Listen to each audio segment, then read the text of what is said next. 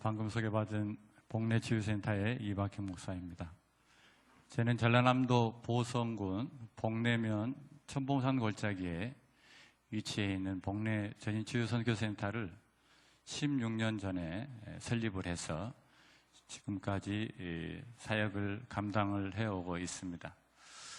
암 환자들 사역을 하면서 앞으로 암으로 고통받는 분들이 갈수록 많아지겠다는 그런 안타까운 마음을 가지고 있습니다. 남성의 경우 3사람 중에 1명, 여성의 경우 4사람 중에 1명이 평생 암에 걸릴 확률이 있습니다. 40대 이후에 유병률은 50%나 됩니다.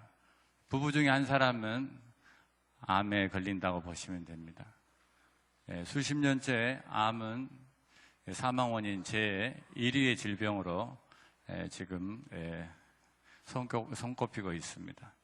그래서 제가 오늘과 내일에 걸쳐서 암을 중심으로 한 전인적인 회복과 건강 증진의 지혜를 함께 나누게 될 것 같습니다. 그러면은 저희가 지금 사역하고 있는 사역 현장을 슬라이드쇼로 여러분들이 한번 먼저 보시고 말씀을 드리도록 하겠습니다.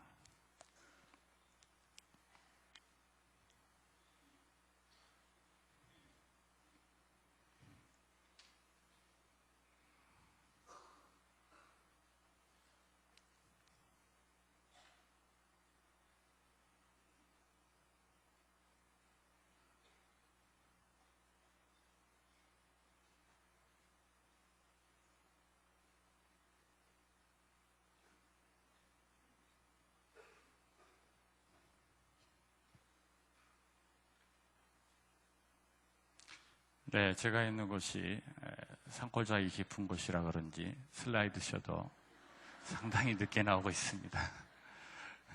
원래 좀 깊은 것은 나중에 나오는 법입니다. 네, 지금 사진 파일이 굉장히 많습니다. 저희 센터의 사연 전경을 먼저 여러분에게 보여드리는데요. 천봉산 hin년교회가 자리를 잡고 있고요. 순관, 그리고 평화의 해직, 환자 숙소, 또 직원 숙소가 함께 어우러져 있습니다.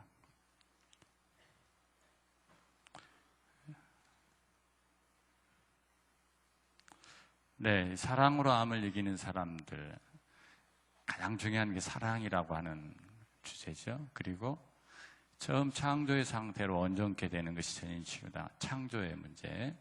사랑과 창조 2가지 주제로 제가 여러분과 이틀 동안 만나려고 합니다.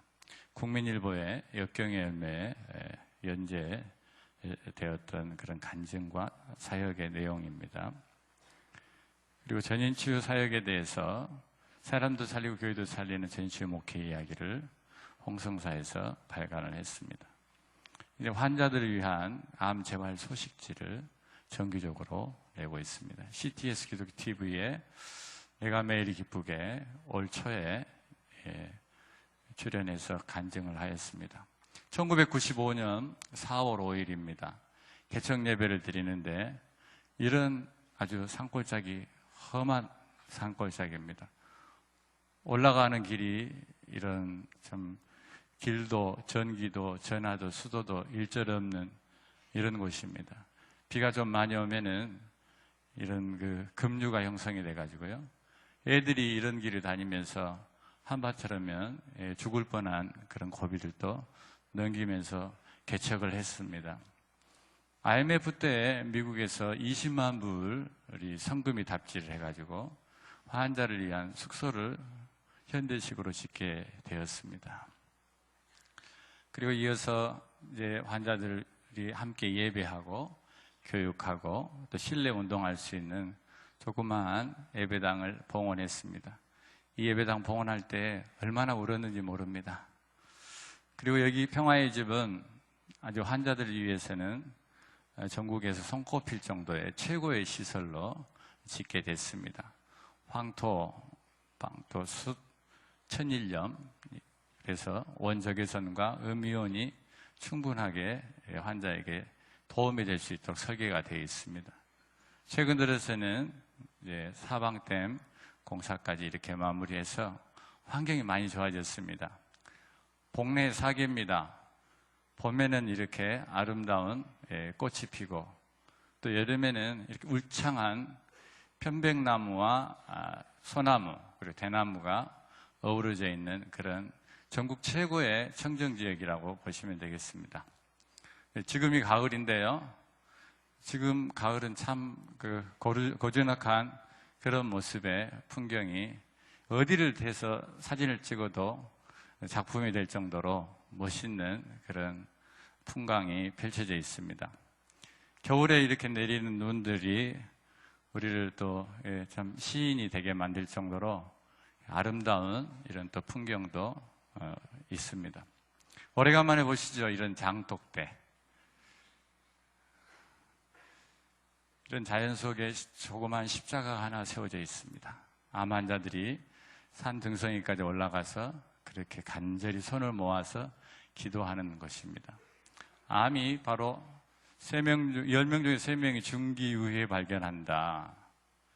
네, 이런 난소, 췌장 등 불난치 암 환자들이 심각하게 발생이 되고 있다. 암 환자들이 평소에 이렇게 사용하는 의료비가 간암의 경우 1년이면 거의 1억 가까운 큰 돈을 쓰고 있습니다. 앞으로도 암 환자는 계속 증가할 것입니다. 이런 환자들이 오고 갈 데가 없단 말이죠. 병원 치료 이외에는. 그래서 1차 암 관리, 수술 항암 방사선 후에 영양관리, 정신영적 관리, 식이면역, 온열, 산소요법, 이건 독일 방식의 암 재활 프로그램입니다. 그래서 암 환자에게 이것을 한국 방식으로 토착화시켜서 진행을 하고 있는데, 아침에 일과입니다. 일어나자마자 발목 펌프 운동을 하고 몸을 풀어줍니다.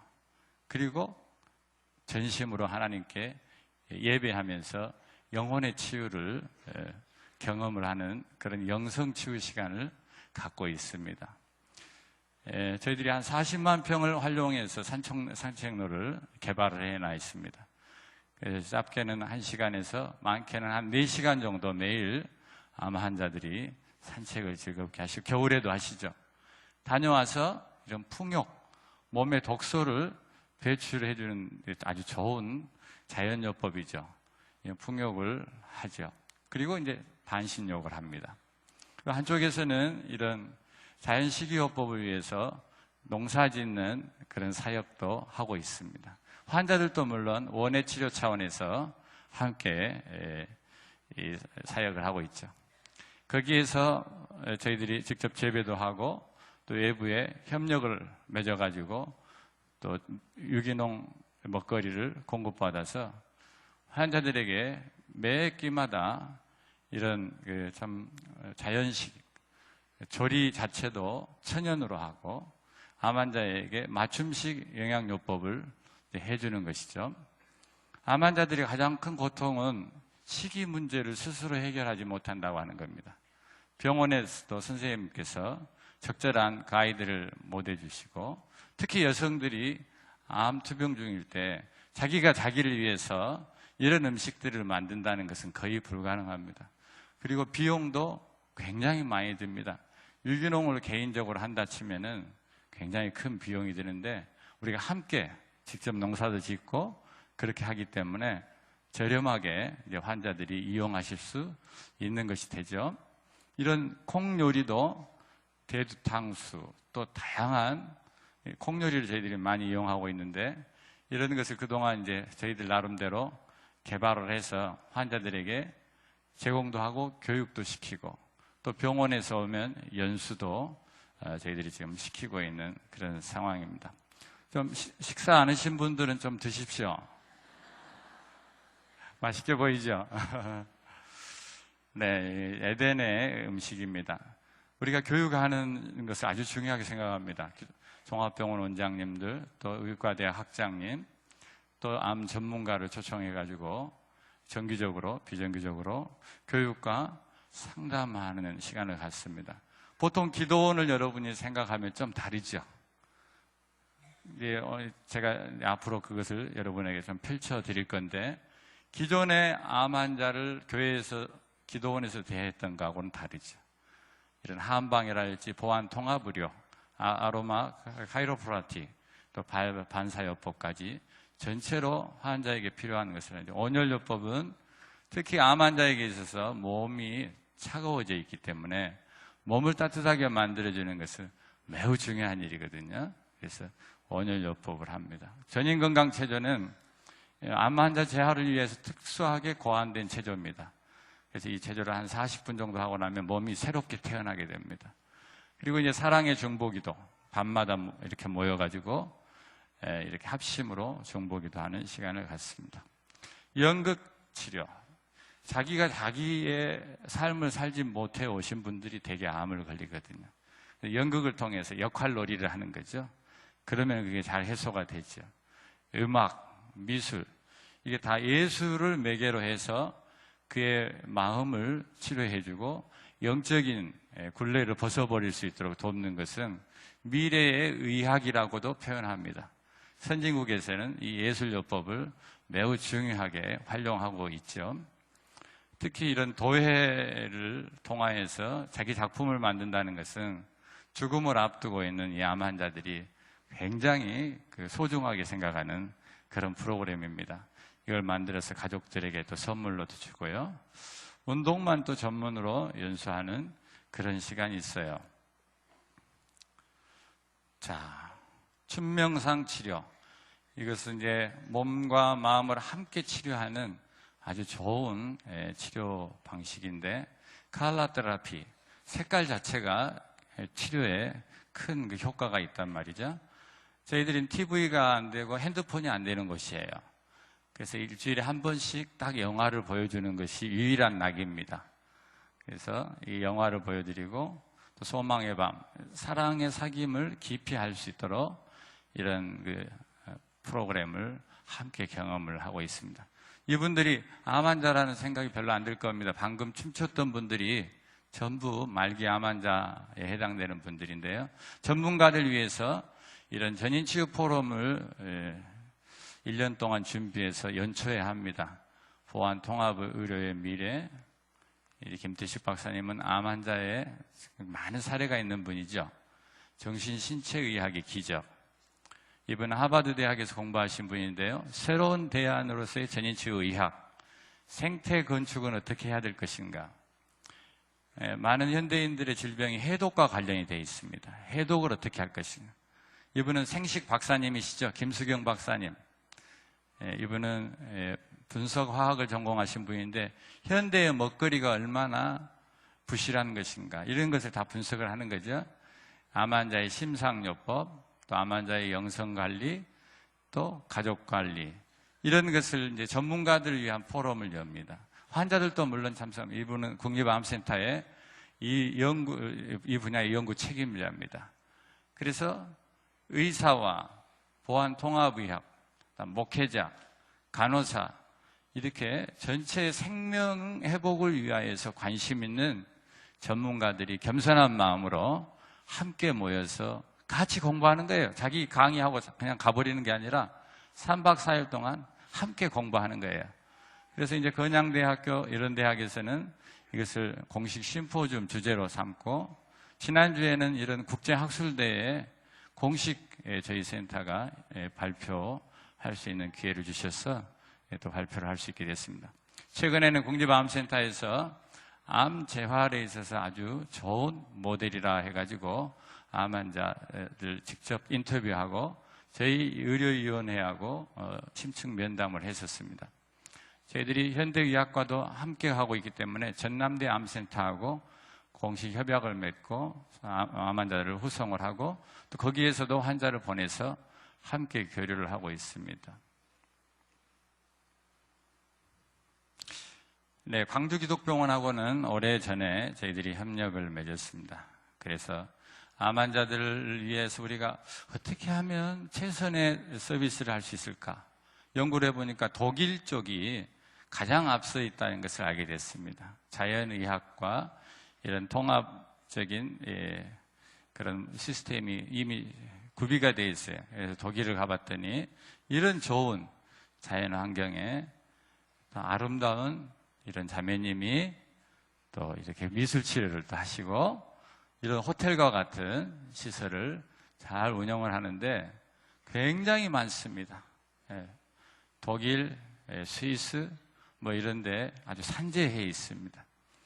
그래서 만성 질환자들이 도시에 있는 병원에 있지 아니하고 이런 병원에 가가지고 자신의 이런 삶의 질을 높이는 것을 확인하면서 야, 우리 한국에도 이런 그 라이프 스타일을 바꿔주면서 삶의 질을 높이고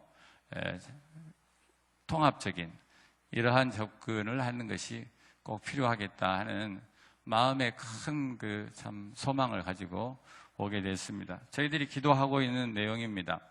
앞으로 이런 보안통합의학과 또 자연, 수비라고 하는 이런 자연을 잘 접목시켜서 암 환자를 위한 전문 요양센터를 이제 건립을 하는 것입니다. 그리고 리서치, 어차피 연구를 해야 됩니다. 이 분야에 대한 연구가 너무 부족하기 때문에. 그리고 교육을 해야 되겠죠. 암 환자뿐만 아니라 모든 성도들, 지도자들에서부터 어린아이에 이르기까지. 그리고 암 환자들이 도시에 오면 다시 재발 확률이 많거든요. 그렇기 때문에 그분들이 평생을 살아갈 수 있는 재활 마을을 만드는 것도 매우 중요하고요. 그분들이 일을 할 수 있도록 일자리를 만드는데 허브팜, 그래서 그런 약초들을 환자들에게 이렇게 공급할 수 있도록 하면서 자연 전체를 생태공원화 해가지고 누구라도 와서, 지금까지는 아무런 조치를 해주지 못했습니다. 1차 치료 이후에. 그래서 호스피스로 그냥 건너뛰었는데 저희와 같은 이런 토탈 트리트먼트가 되어지면은 삶의 질도 높고 재발도, 전이도 억제, 방지가 될 수 있는 것이죠. 그래서 이 자연과 의학과 성경의 진리와 사랑, 이것이 통합되어질 수 있다면 생명을 살리는 일에 가장 효과적인 일이 아니겠는가 하는 그런 기도 제목을 가지고 지금 16년 동안 이 일에 꾸준히 주님의 도우심으로 사역을 해왔습니다. 여러분 좀 보시니까 공감이 되세요? 네. 전에는 내가 아프면 기도원에 가야 되나, 병원에 가야 되나, 또는 뭐 내 몸에 좋은 걸 뭘 먹어야 되나, 이런저런 참 그거 가지고 신앙의 갈등도 있고요. 서로들 간에 반목도 있었는데 그것은 서로 갈등하고 반목할 일이 아니라 하나님 안에서 다 아름답게 선용할 수 있는 축복의 도구인 줄로 믿으시기 바랍니다. 의료적인 것도 자연의 것도 영성의 치유를 통해서 우리를 회복시키는 것도. 그래서 저희 사역에 대한 전문가들의 평가는 매우 고무적입니다. 한국의 선교사님들의 대부라고 볼 수 있는 이태웅 박사님은 이 사역은 한국적이면서 세계 선교를 위한 것이다. 이것은 서구 사회에서도 동남아시아나 아프리카에서도 삶의 문제를 바꿔주고 라이프 스타일을 바꿔주는 것이기 때문에 믿음의 영성에서 생활의 영성으로 도전할 수 있는 매우 중요한 매개의 역할을 할 수 있으리라고 그렇게 보시고요. 학복협이라고 하는 단체가 있어요. 학원 복음화협의회 상임이사 회장이셨던 이승장 목사님은 전 세계적으로 유일하다, 유니크하다. 그분은 세계적인 이제 전망을 많이 갖고 계시는데 전 세계적으로도 이런 사역의 유형은 매우 독특하니까 앞으로 잘 준비해서 생명운동을 펼쳐나갈 수 있기를 바란다는 그런 격려 말씀을 들었습니다. 저는 사실은 이 분야는 굉장히 광범위한 분야이기 때문에 짧은 시간에 여러분에게 다 이것을 말씀을 드릴 수는 없고요. 오늘은 창조의 질서를 회복하라 하는 그 주제로 좀 말씀을 좀 초점을 맞춰가지고 드리려고 합니다. 내일은 사랑의 영성, 이게 어떻게 해서 우리를 치유하는지에 대해서 여러 가지의 논문과 또 사례, 또 하나님의 말씀을 통해서 여러분에게 확증을 할 수 있도록 2번에 걸친 그런 시간을 한번 이제 진행을 하도록 하겠습니다. 여기 보면은 조금 전에도 말씀드렸다시피 지금 한국에 암 투병 중이신 분들, 암 생존자가 최소한 지금 60만 명으로 추정하고 있습니다. 60만 명. 별로 놀래지지도 않으시네. 하도 지금 뭐 많이 죽어가고 그러니까. 그러니까 작년에 암 환자 새로 발생하신 분이 무려 17만 명 이상이 됐습니다. 17만 명. 한 해에 새로 발병되신 분들이기 때문에 이렇게 암 환자들 많은데 2005년 사망 원인 분석해 보니까 매일 179명이 죽어요. 22년째 일이었는데 지금도 1위예요. 그러니까 27년째 암이 1위를 달리고 있습니다. 1999년에서 2007년의 변화를 보니까 남자의 경우 48% 늘고 심각한 것은 여자분들이 76.5%나 암이 많이 생겼어요. 여성분들이 왜 이렇게 암이 많이 발생하는지 한번 연구를 좀 해봐야 될 것 같아요. 화병이 다시 생기기 시작했는지 모르겠어요.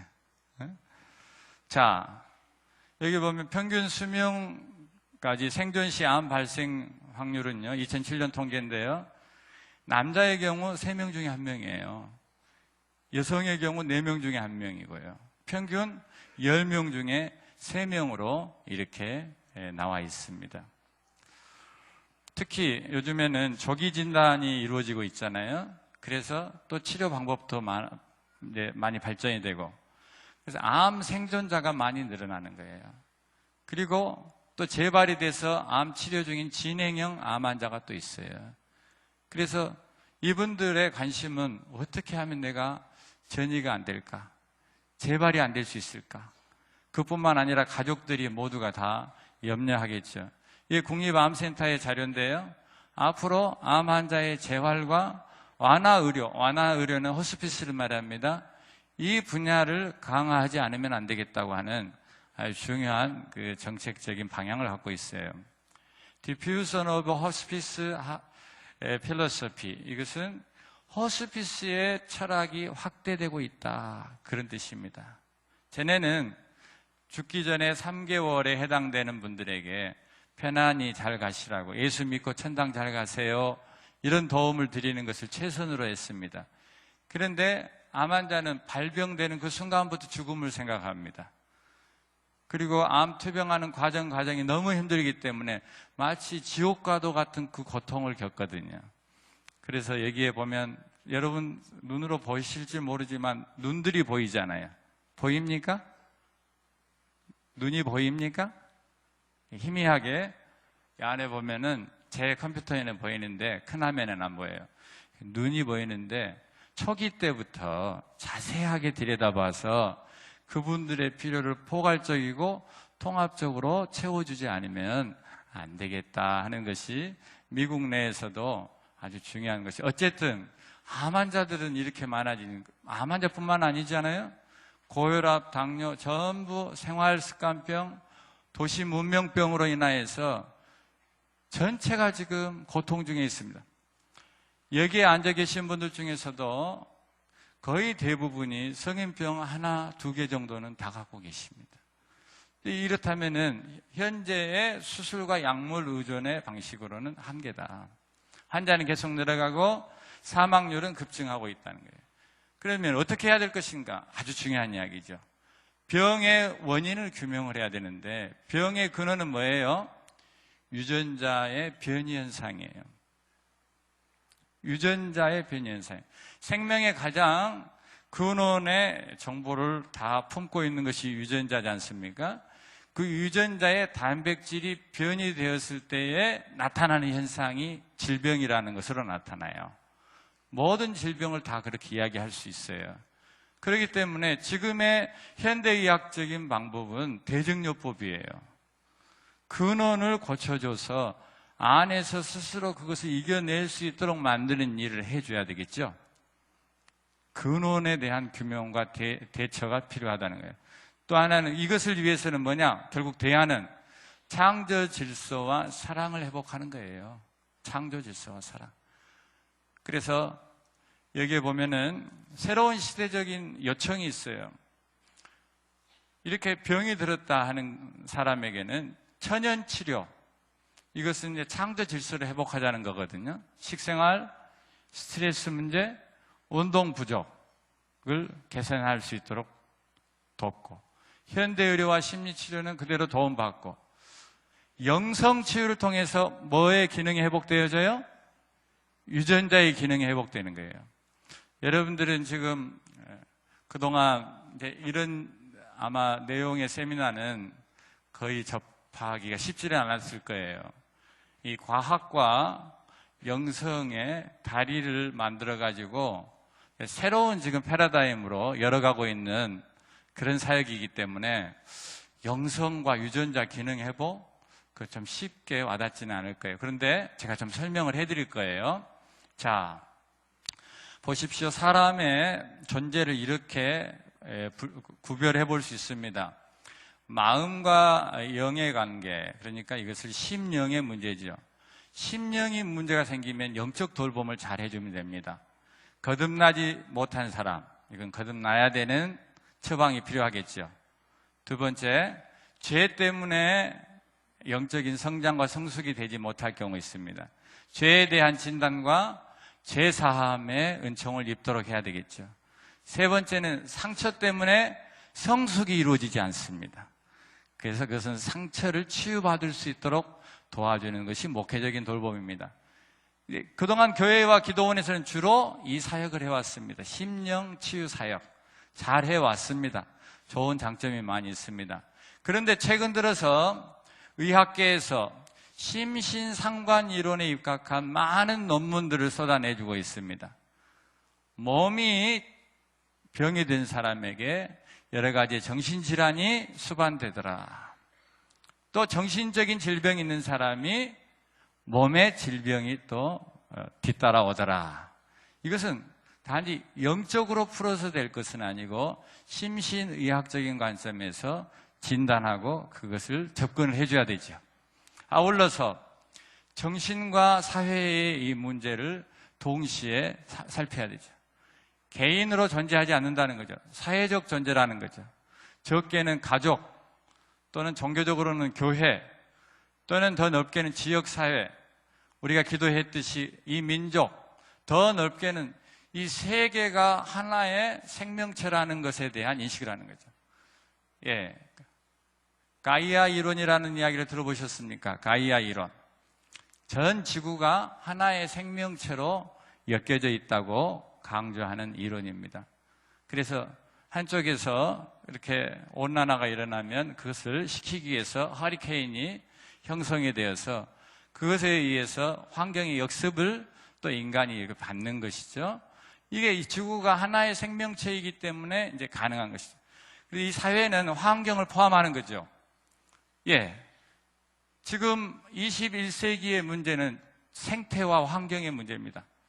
이 문제 이외에 나머지 것을 전부 다 합해도 이 문제를 뛰어넘지 못합니다. 무슨 뜻인지 알겠습니까? 환경과 생태 한 가지 문제가 나머지 전체 주제보다 더 큰 문제다 이거예요. 심각합니다. 그 통계를 여러분에게 제가 좀 보여드릴 겁니다. 자, 그래서 이 전인치유의 정의에 대해서 간략하게 지금 이론을 좀 말씀드렸는데 우리 함께 읽어보죠. 시작. 전인치유는 인간을 육체적, 정신적, 영적, 사회적인 질병으로부터 전인격적인 치유를 통하여 하나님이 창조한 처음의 형상대로 온전케 하는 것이다. 동시에 창조 때의 사회 질서와 규범 그리고 관계의 회복을 이루는 것이다. 따라서 전인치유란 인간 및 그 사회의 구원이라고 정의할 수 있다. 이해가 되십니까? 네, 사람을 단순하게 보지 않는 거예요. 육체, 정신, 영적, 사회적인 존재로 보는 거죠. 전인적으로 보는 거죠. 전인격적인 치유를 할 수 있도록 하는데 궁극적인 목표는 하나님의 형상대로 지은 바 되어진 그 창조의 모습으로 온전케 되는 것이 목적이에요. 그러나 그 개인만 돌려서는 안 돼요. 사회 질서와 규범, 환경까지 함께 회복할 수 있도록 돕는 것, 이게 바로 전인치유와 전인구원입니다. 하나님의 나라가 그렇게 이루어지는 것이죠. 이 시대에 새로운 방식의 하나님 나라 운동입니다. 생명운동입니다. 이게. 자, 그래서 예를 들면은 1차 암 환자에게 있어서 이런 관리를 하는데 영적인 문제뿐만 아니라 영양, 식이, 면역, 온열, 산소, 이것은 환경 문제, 신체적인 문제, 정신적인 문제, 영적인 문제, 관계의 문제, 이걸 토탈 케어 차원에서 하는 거죠. 저는 지금 암 환자를 대상으로 해서 이렇게 지금 이야기하지만 모든 사람은 이러한 돌봄이 필요하다는 거죠.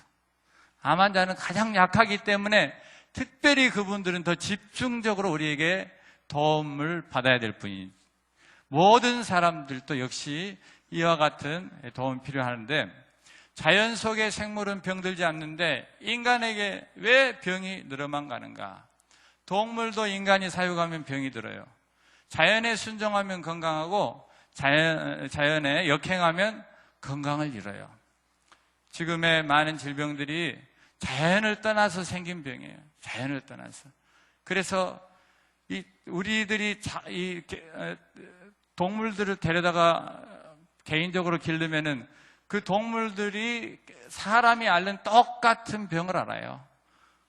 우리는 보험이라도 되지만 예를 들어서 개들은 보험도 안 돼요.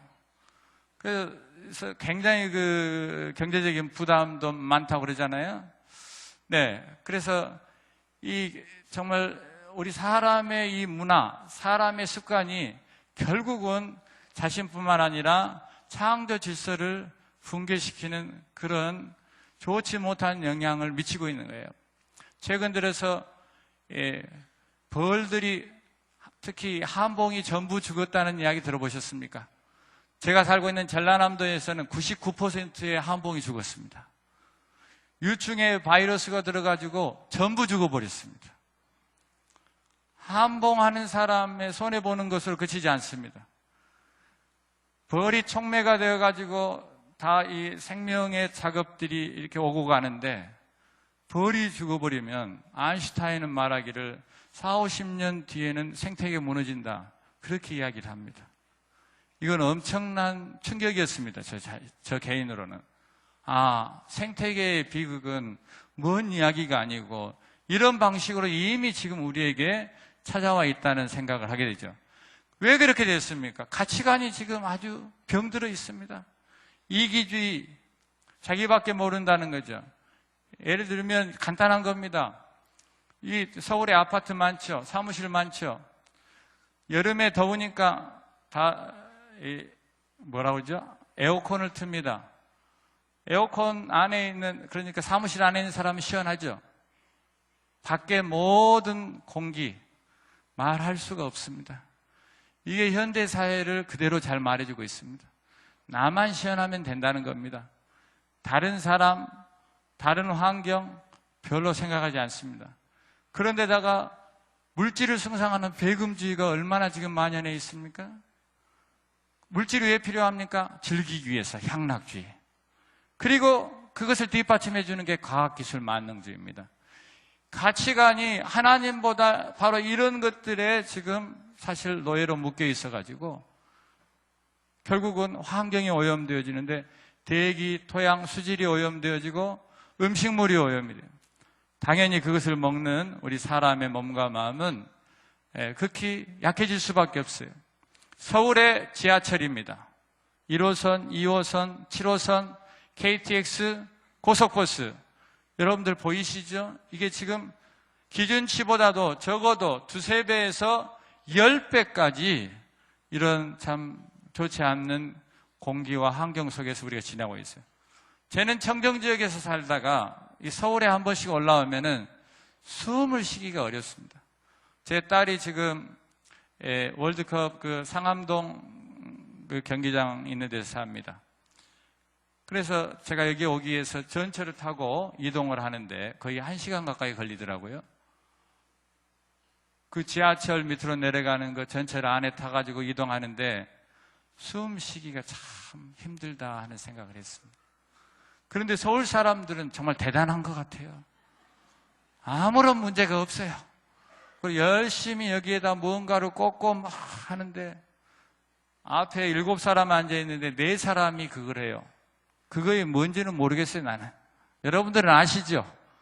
귀에다 꽂고 뭐 작은 기계를 하나 들고 하는데, 이제는요 마틴 부버가 이야기했던 것처럼 아이와 유에서 아이와 이트의 시대로 간다 이거예요. 무슨 뜻인지 아십니까?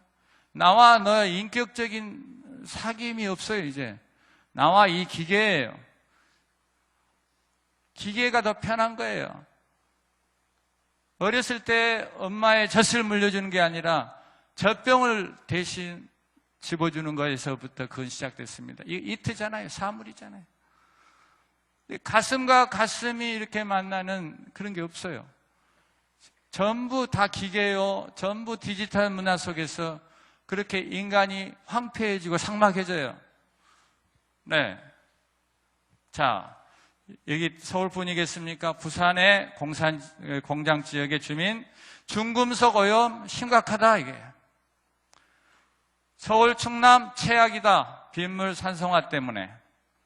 중국에서 넘어오는데 이 보십시오. 전국의 산림토양 산도 분포도인데요. 4.5, 5 이것은 전부 산성화되어 있다는 건데요. 사람이 살 수 있는 땅은 강원도 조금 남고 우리 한국에는 사람 살 수 없는 땅이 됐습니다.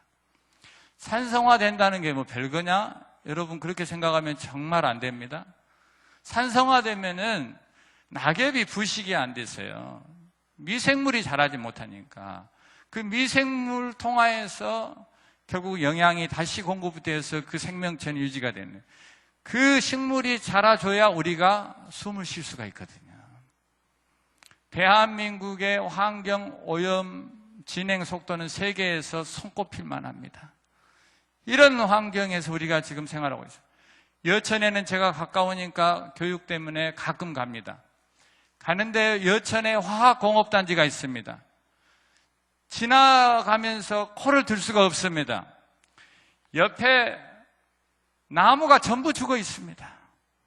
새빨간 황토뿐입니다. 여수 지역의 암 환자들은 갑상선 암에 대해서는 보상을 받지 못합니다. 왜? 갑상선 암 환자가 너무 많기 때문에 보험 계약할 때 특약을 맺습니다.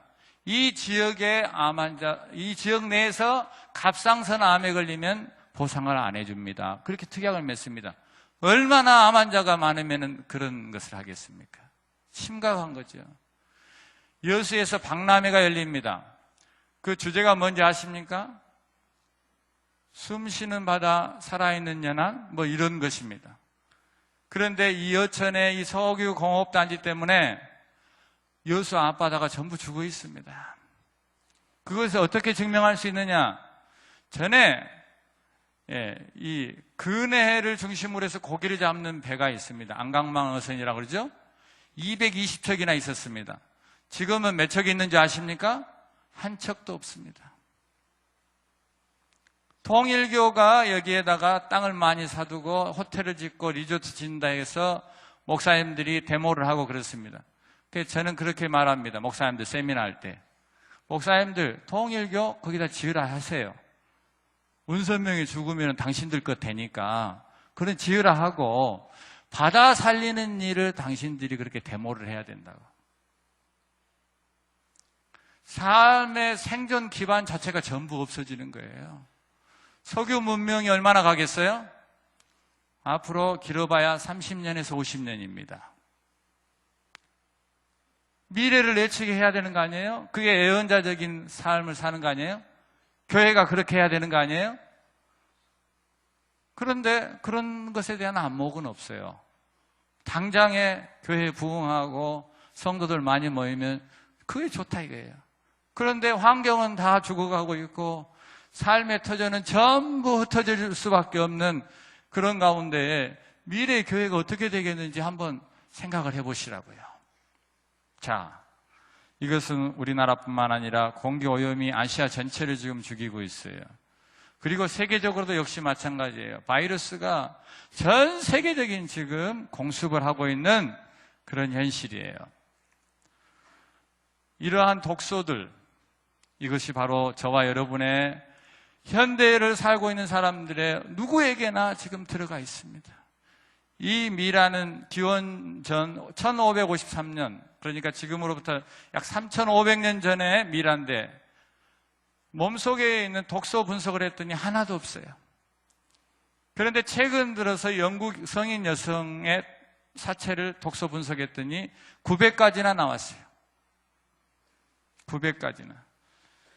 질병의 원인을 밖에서 찾을 것이 아니라 사실 이미 환경을 통해서 이미 우리 몸 안에 들어와 있는 독이 문제예요. 사실 영적인 것도 마찬가지잖아요. 하나님께 은혜 달라 해서 은혜가 되는 게 아니에요.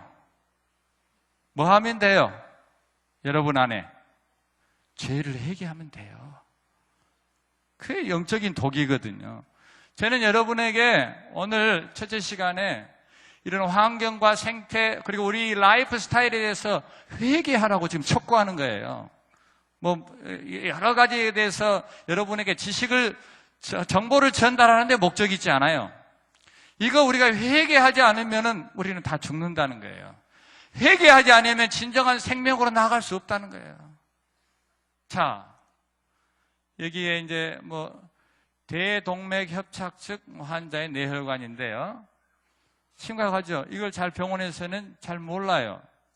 그러나 통합의학적인 측면에 있어서 분석을 해보니까 중금속 중독이 되어서 이런 현상이 나타났다. 간단하게 알 수 있죠. 모발 채취 검사 후에 다량의 수은과 구리 검출이 되었다는 것이 그 증거였습니다. 자, 뇌독소라는 것도 우리의 몸 안에서 우리가 음식을 먹거나 여러 가지 것들을 섭취했을 때 몸 안에서 스스로 발생하는 뇌독소가 있습니다.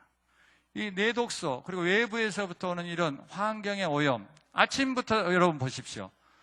여러분이 쓰는 샴푸나 치약이나 비누 이거 다 합성 계면 활성제가 들어있습니다. 바디 클렌저 같은 경우는 특히 화학물질이 심각합니다. 이게 인체의 지방과 장기 조직에 장기적으로 축적되고 세포막을 퇴화시킨다는 것입니다. 아침 식사 어떻게 합니까? 시간이 없으니까 굶든지 편리한 가공식품으로 거의 식사를 하고 있습니다. 아침 식사 정찬으로 해가지고 먹는 가정 거의 없습니다. 그런데 거기에 가공식품, 인스턴트 식품 그 자체는 독소입니다. 화장을 하죠. 그래서 그런 책이 나왔어요. 차라리 독을 발라라. 화장품을 분석을 해보니까 전부 독이더라 이거예요. 젤, 무스, 헤어스프레이 이런 게 다 우리의 머리에 세포에 치명적인 영향을 주는 것들이라는 거죠. 버스 자가용 타고 출퇴근하죠. 제가 정말 깜짝 놀랐어요. 제가 그제는 할렐루야 학교에서 집회를 했는데요. 분당이죠. 거기 직원이 저를 이렇게 픽업을 해줬습니다. 근데 집이 어디냐? 인천이에요. 출근 시간, 퇴근 시간이 얼마나 걸리냐 그랬더니 2시간에 2시간 반 걸린대, 한 번 가는데. 아, 세상, 서울이라는 것이 이런 것이구나. 여러분들이 지금 단세 참석하기 위해서 멀리서들 오셨죠? 서울이 이렇게 힘들구나. 이렇게 많은 시간을 거리에서 쏟고 있으니 각박할 수밖에 없고 여러분들도 지치고 피곤하고 그러는 중에서도 주님의 은혜를 사모하여서 이곳에 오신 여러분 주의 크신 은혜가 있으시기를 축복합니다. 보통 분들이 아니죠. 예. 이런 또 식사를 한다 그러면은 중국산 알탕, 생선구이, 또 김치 거의 지금 다 전부가 중국산이거든요. 믿을 수가 없는 식품들을 지금 먹고 있습니다. 자, 오후에 또 가서 PC 모니터에 시선 고전하고 여러 가지 전자파에 노출됩니다. 퇴근길에 스트레스 해소한다고 술 한잔 걸칩니다. 저녁에 가서 야식합니다. 그리고 TV 봅니다. 이게 지금 단세를 참석 안 한 이 세상 모든 사람의 라이프 스타일이에요. 여러분들이 지금 그래도 단세가 여러분을 구제해 준 거야. 할렐루야. 이거 남의 이야기 아니죠? 지금? 다 우리들이 이렇게 지금 생활하고 있다는 거예요. 버젓이. 아무런 문제의식 없이 이렇게 해왔습니다. 그래서 결국 현대인들이 왜 이렇게 많은 질병에 노출되어 있느냐? 산업화로 인한 공기물, 토양의 오염, 인센트와 화학조미료 선호하는 서구화된 식습관, 그리고 불규칙한 생활과 스트레스, 이런 것들입니다. 이런 대자연에서 들어와서 이분은 폐암 환자입니다. 치과 의사인데 말기가 됐습니다. 광주에서 산소호흡기를 끼고 다니는 분인데 저희 복내에 와서 생활하는데 산소호흡기 없이 생활하는 아무 지장이 없습니다. 자연이 얼마나 소중한 가치가 있다는 것을 알아야 됩니다. 천문학적인 공익적 가치가 있는 것이 자연이요 산입니다. 자연이 없이는 우리는 아무도 존재할 수 없습니다. 그래서 특히 이런 호흡기 질환의 환자들은 무조건 자연으로 되돌아오는 것부터 시작을 해야 돼요. 숲에서는 도대체 어떤 일이 벌어지고 있습니까? 숲에 들어가면 면역세포가 활성화됩니다. NK세포, 내추럴 킬러셀이죠. 자연 살해세포가 활성화된다는 거예요. 이거 일본 임야청에서 발표한 겁니다. 도시 환경에서는 NK세포가 저하될 수밖에 없어요. 그러니까 암이 발생했을 때 그걸 공격을 못 해주는 거예요. 그런데 산림 환경에서는 아주 강력하게 그 암을 퇴치할 수 있도록 역할을 해주는 겁니다. 음이온, 전기적 성질을 가진 공기 에너지를 말하는데 마이너스 이온을 가진 전기를 음이온이라고 합니다. 우리는 거의 대부분의 주변이 둘러있는 것들이 플러스 양이온의 영향을 받고 있습니다. 전자파, TV, 전체 자동차, 이게 다 양이온. 그래서 우리의 몸이 항상성이 무너질 수밖에 없습니다. 우리의 몸은 전자가 지금 돌아가는 것으로 움직이고 있습니다. 플러스 마이너스 균형을 이루었을 때 그건 항상성의 조화를 이룬다 그러는데 우리는 양이온이 득세되어 있는 이 지금 환경 속에 살고 있기 때문에 밸런스가 무너질 수밖에 없단 말이에요. 자기 건강 유지한다는 것이 거의 힘들어요. 장소별 음이온 측정을 해봤더니 폭포가 5만이나 됩니다. 산속 8천입니다. 쭉 내려가서 도시가 2천입니다. 사무실 20, 차 안 10, 여의도를 측정을 했더니 0이 나왔습니다. 전에는 그래서 우리 암 환자들에게 아침 시간에는 하나님 앞에 예배당에서 기도하지만 낮에는 산을 돌아다니면서 걸으면서 기도하라. 걸으면서 기도하라. 그런 이야기를 합니다. 이렇게 걸으면서 기도를 하는 거죠. 자, 여기에 보면은 이게 논문인데요. 햇볕이 비타민 D를 활성화시킨다고 하는 그런 것입니다. 1992년부터 2000년까지 9년에 걸쳐서 폐암 1기, 2기 환자 456명 대상으로 수술 뒤의 생존율을 조사를 했습니다. 수술 뒤에 햇볕을 충분히 쬐는 사람은 훨씬 오래 살고 햇볕을 쬐지 못한 사람은 현저하게 빨리 죽었습니다. 그 차이가 얼마나 되느냐 놀라지 마세요. 72% 대 29%나 돼요. 이 통계는 우리나라의 이런 일반 시시한 대학에서 낸 게 아니에요. 하버드 대학에서 연구해서 발표한 거예요. 하버드 대학에서. 얼마만큼 앞으로 이제 선진국들이나 모든 나라에 있어서 이런 생체의학적인 치료를 중요시 여기는 그런 패러다임으로 가고 있다 그 말이에요. 피톤치드 여러분들 이거 잘 아실 겁니다. 나무가 자기를 스스로 지키기 위해서 품어내는 향입니다. 이것이 암 환자들에게 있어서 모든 면역을 높이는데 매우 중요하다. 그게 가장 많은 나무가 편백나무입니다. 그리고 구상나무입니다. 이게 다 이 삼나무과에 해당되는 게 많습니다. 자, 방성균도 매우 중요합니다. 뿌리에서 결국 자기를 지키기 위해서 형성되어 있는 균입니다. 여기에서 항생제도 만들고 항암제도 만들어냅니다.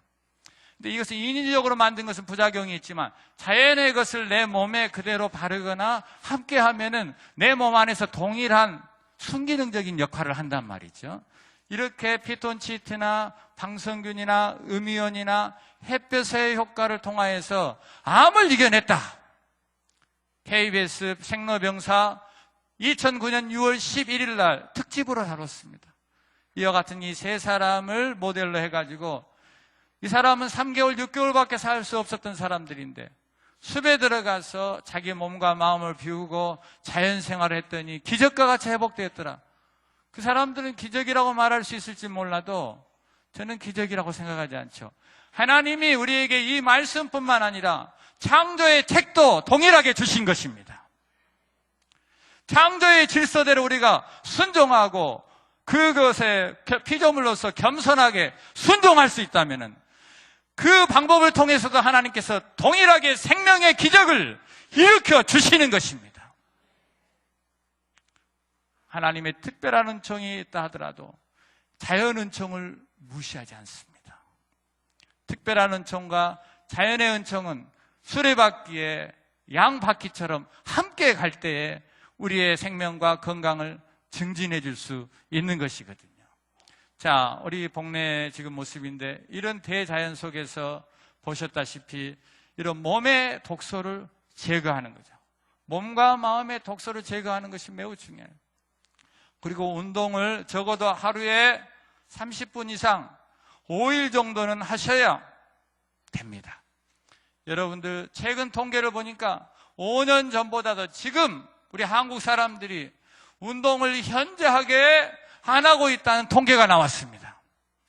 가면 갈수록 비만 인구는 많아지고 비만은 모든 성인병의 원인이 되어지는데 이렇게 전 국민들이 체중은 늘고 체력은 떨어지는데 앞으로 무슨 통일 한국을 이루고 세계 선교를 합니까? 기본이 안 돼 있는데 기초가 다 무너져 있는데 나는 그래서 이런 기본의 문제에 대해서 여러분에게 말씀을 드리는 거예요. 발목 펌프 운동을 저는 여러분에게 추천하고 싶어요. 이 발목 펌프 운동은 매우 좋은 것입니다. 정경련 회원들이 이 발목 펌프 운동을 합니다. 정경련 회원들이라 그러면 우리나라에 돈 제일 많은 사람들입니다. 골프장도 있고 헬스클럽도 갖고 있습니다. 그런데 이분들이 왜 이걸 하겠습니까? 생활 밀착형으로 쉽게 할 수 있기 때문에 그럽니다.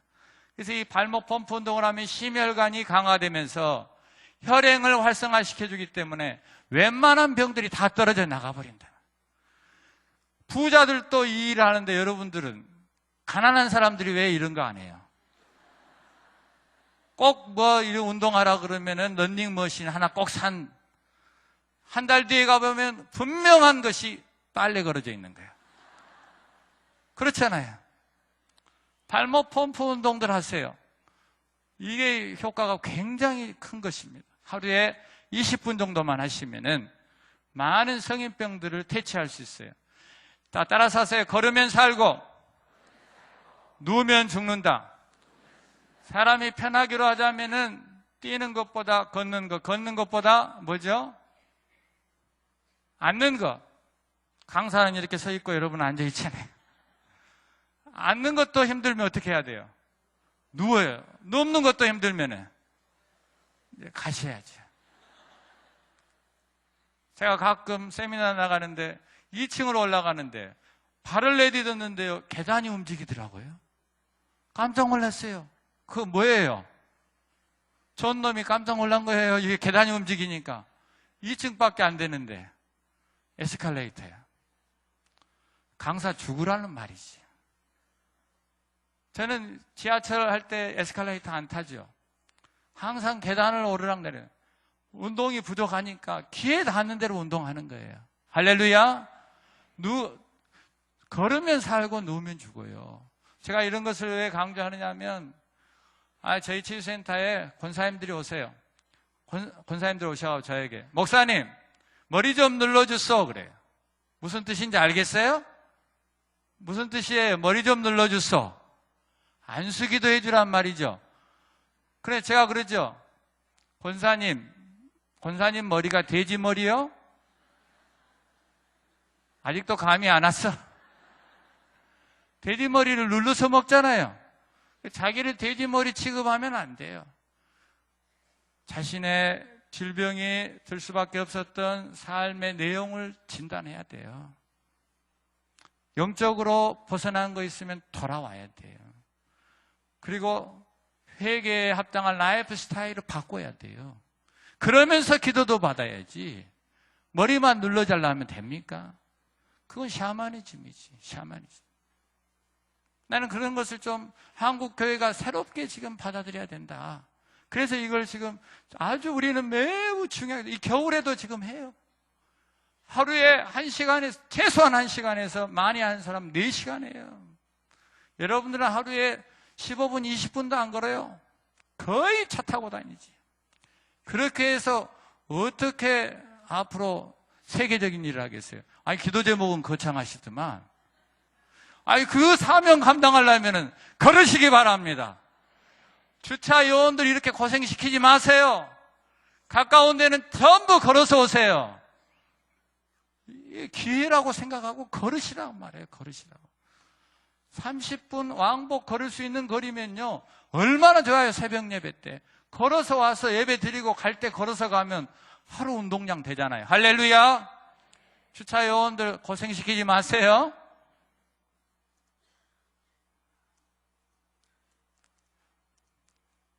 이 전인건강체조는 특별한 체조입니다. 심신을 완화시켜주는 굉장히 중요한 체조인데, 미국의 하버드 대학의 몸과 마음의학 연구소를 창설하신 분이 허버트 벤슨 박사예요.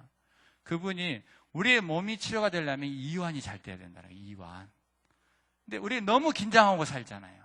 긴장하고. 제 심장이 지금 몇 근 정도 나간 줄 아세요?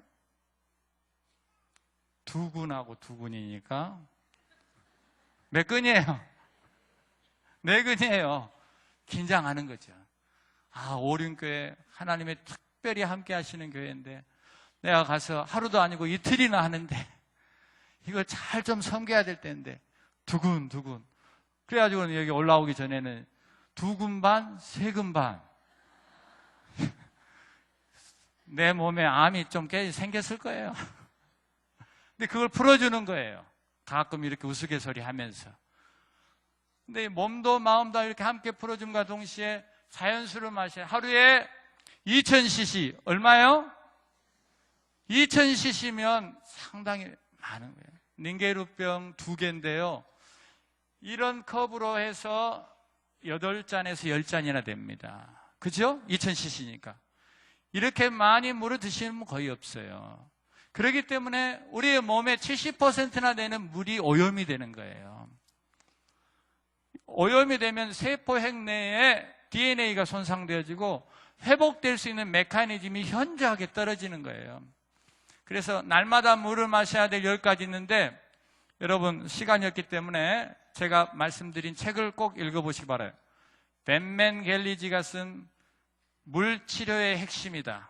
이거 꼭 여러분 머리 좋으셔가지고 안 적어도 되죠? 물치료의 핵심이다. 이 책을 꼭 한번 필독해 보시기 바랍니다. 자, 여기 보면 옷을 어떻게 입었나요? 황토로 해서 천연 옷을 입었습니다.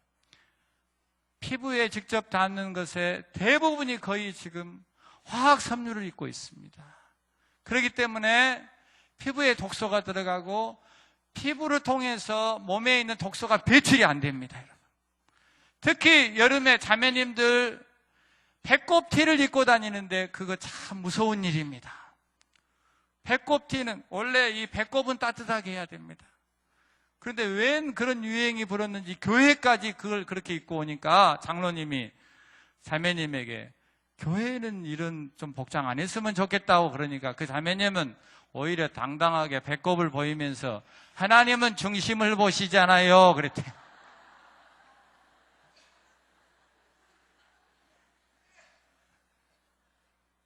자, 여성들의 왜 부인병이 많아졌습니까? 체형을 아름답게 가꾼다 해가지고 화학 섬유로 된 그거 뭐죠? 이런 데서 말씀드리기는 뭐하고. 그런 거 있죠? 그런 것을 꼭 째이게 입으니까 공기가 막혀버린 겁니다. 열어줘야 될 때는 닫아버리고, 닫을 때는 열어버리고, 이러니 한국의 여성들이 가임 못하는 여성들이 갈수록 많아지는 거 아닙니까? 아이는 또 안 낳으려고 하고, 이러면 미래 한국에 지금 30년, 50년 뒤에 인구는 현저하게 떨어진다는데 여러분 교회가 앞으로 10만 명의 교인을 위해서 기도하고 있는데요. 한국의 사람들은 점점 인구는 줄어드는데 여러분 교회만 성장한다 그러면 그건 또 언밸런스죠. 한국 국민들도 건강해서 아이를 펑펑 낳고 또 교인들도 많아지고, 할렐루야. 이렇게 돼야지 건강한 사회, 건강한 교회, 세계를 향하여서 꿈을 펼쳐갈 것 아닙니까? 옷 입는 것부터 바꿔야 된다는 거예요. 이게 하나하나가 무엇을 믿을 것인가가 아니고 이제는 어떻게 살 것인가. 이렇게 하나님이 창조하신 그 원래의 모습대로 살지 않으면 죽어요. 다 암에 걸리고 성인병에 든단 말이에요. 그런데 우리는 그냥 우리의 멋대로 사는 거예요. 자기 하고 싶은 대로 사는 거예요. 자, 여기에 제가 한 가지 주제를 더 다루고 마치려고 합니다. 여기에 유기농 건강 식사가 있습니다. 이 유기농 식사를 우리가 채소 재배하는데 여기에 보면 인간 건강의 주요 문제는 전염병이나 영양 결핍이 아니라 과잉 섭취와 영양 불균형에 기인한다고 그랬습니다. 영양 미네랄 결핍 불균형에 의한 질병, 여기에 보시면 이러한 미네랄들이 불균형을 이루고 있다는 거예요. 그 이유는 이제 여기에 보면은 검사를 해보니까, 이 학생들 검사해보니까 1185명 전부가 이렇게 미네랄 불균형으로 인하여서 생기는 여러 가지 질환을 앓고 있더라. 충남대 한국분석연구소에서 발표를 했어요. 심각한 문제 아닙니까? 자, 초등학교의 학습 능력을 테스트해 봤더니 15%나 ADHD, 주의력 결핍증에 걸렸어요. 10%, 20%가 중금속 과다 축적이에요. 그러니까 거의 35%가 우리가 지금 그렇게 사랑스러워하는 아이들이 이러한 결핍 가운데 있다는 것입니다. 여기에 보면 아토피 천식 유병률, 아토피 유병률 500만 원 이상, 한 달에 500만 원 이상 버는 사람의 자녀들은 더 아토피가 더 많다는 거예요. 500만 원 밑에는 감사하시기 바랍니다. 더 잘 살면 잘 살수록 아이를 보호하고 실크 벽제하고 수준 높은 문화를 누린다 해가지고 더 안 좋은 음식 먹이고 그러다 보니까 아토피가 42%나 생기는 거예요. 환경성 어린이 질환 밑에 보세요. 아토피, 피부염, 소아천식, ADHD 이거 다 합하니까 50%예요. 심각한 거 아닙니까? 자, 왜 그렇게 됐습니까? 미국 농림부에서 발표했습니다. 1914년 미네랄하고 1999년 미네랄하고 한 70년 넘어서 이렇게 평가를 해보니까 40에서 90% 가깝게 미네랄이 현저하게 떨어졌더라는 거예요. 이게 옛날의 사과가 지금의 사과가 아니라는 거예요. 옛날에 사과가 붉게 익어가면 의사의 얼굴이 하얘진다고 그랬어요. 왜 그랬어요? 사과를 먹으면 건강해지니까 그런데 지금은 사과 10개 먹어도 의사의 얼굴이 계속 빨개가지고 있어요. 안 되는 거예요. 그러니까 건강에 대해서 이야기할 때 땅이 죽어져 있는 상황에서는 어떤 것도 성립이 안 되는 거예요. 어떤 것도. 심각한 문제입니다, 여러분. 그래서 식품첨가제, 제가 이런 말씀을 드리는 것은요, 우리 주일학교 간식, 제발 피자, 또 뭐 하죠? 또 뭐 하죠? 주일학교에 치킨 이런 거 하면 안 됩니다. 아니, 은혜가 되는 생명의 영혼의 말씀 주고 그 다음에 독을 주고? 이건 뭔 일이에요? 근데 우리는 다 그렇게 하고 있어요. 할렐루야 교회에서 전국의 주일학교 연합회 모임을 1년에 한 차례 대대적으로 하는데 그거 끝나고 간식으로 줬던 피자가 산더미처럼 쌓인대요. 나는 그 이야기를 그저께 듣고 너무 마음이 아팠어요. 나는 거기를 가끔 가거든요. 교육을 하러. 근데 갈 때마다 이 이야기를 하는데 변화가 없어. 그래서 내가 이번에 좀 화를 냈습니다. 내가 강의한 보람이 없다. 당신들 유기농 직거래 위한 위원회도 좀 만들고 그렇게 해야 되지 않느냐? 내가 그랬어요. 그랬더니 우리가 해도 한때뿐이고 그냥 금방 또 수그러들어요. 그래요. 그래 제가 거기 게스트룸에서 잤는데 저녁에 보니까요, 거기는 어마어마하잖아요. 할렐루야 아시죠? 어마어마해요. 성체예요, 성체. 근데 그 예배당을 지키기 위해서 수위가 있어요. 여러 사람이 있어요. 그래서 제가 그런 이야기 했습니다. 이 눈에 보이는 성전 지키기 위해서는 수위를 그렇게 채용하지 않냐. 진짜 중요한 이 하나님의 몸, 이 성전을 지키기 위해서 한 사람 그 유급 직원 못 세우냐? 발상을 바꿔라. 발상을 바꿔라.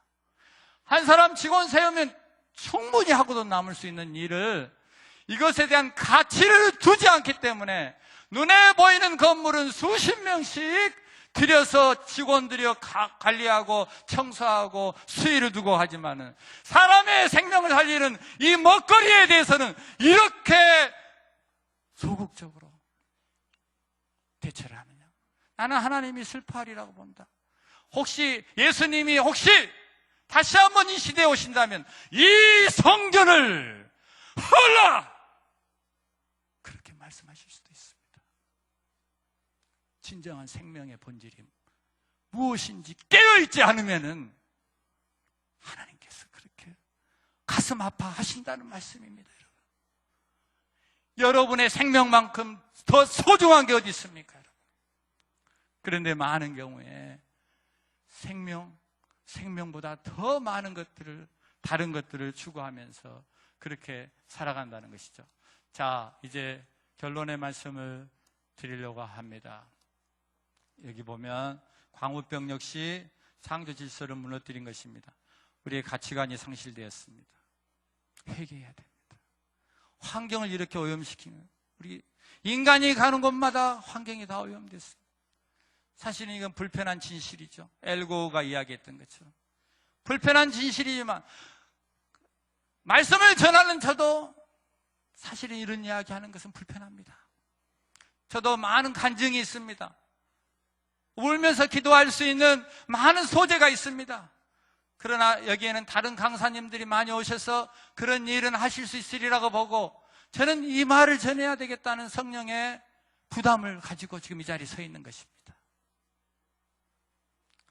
각종 질병에 이렇게 고통 중에 있는 사람들, 결국은 자연으로 돌아가라, 이 히포크라테스가 그렇게 이야기를 했습니다.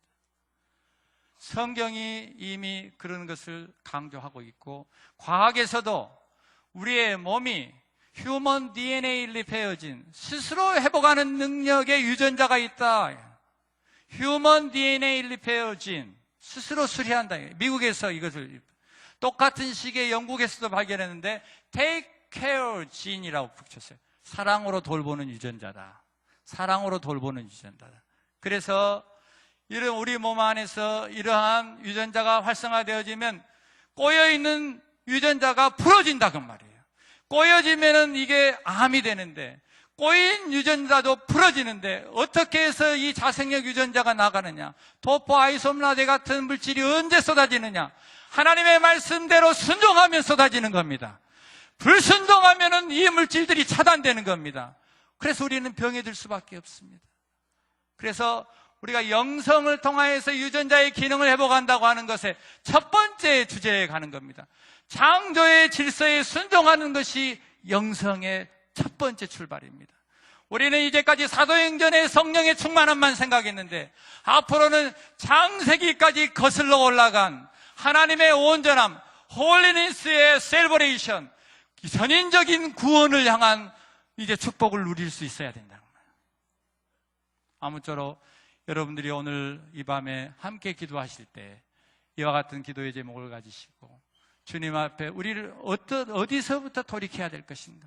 개인이, 가정이, 이 교회가 생명회복운동을 위하여서 어떻게 쓰임을 받을 수 있어야 할 것인지 하나님 앞에 회개하고 또 주님의 생명의 은혜를 덧입을 수 있기를 주의 이름으로 축복합니다. 기도하겠습니다. 사랑하는 아버지 하나님, 오늘 이 밤에 저희들을 부르시고 하나님의 안타까운 마음을 대변할 수 있는 시간을 갖게 하셨습니다. 하나님, 사랑하는 우리 어린 양들, 많은 질병과 독소와 환경오염으로 인하여서 고통 중에 있습니다. 하나님이여 저들을 불쌍히 여기시고 마음을 돌이키게 하시고 가치를 회복시키시고 하나님의 생명의 그 기준대로 합당하게 살아갈 수 있도록 은혜 베풀어 주옵소서. 우리의 자녀들이 질병으로 내몰리고 있습니다. 우리의 후손들이 미래를 기약할 수 없습니다. 우리 세대들이 깨어 회개하게 하시고 돌이키게 하시고 하나님이 원하시는 삶으로 나아갈 수 있도록 은혜 베풀어 주옵소서.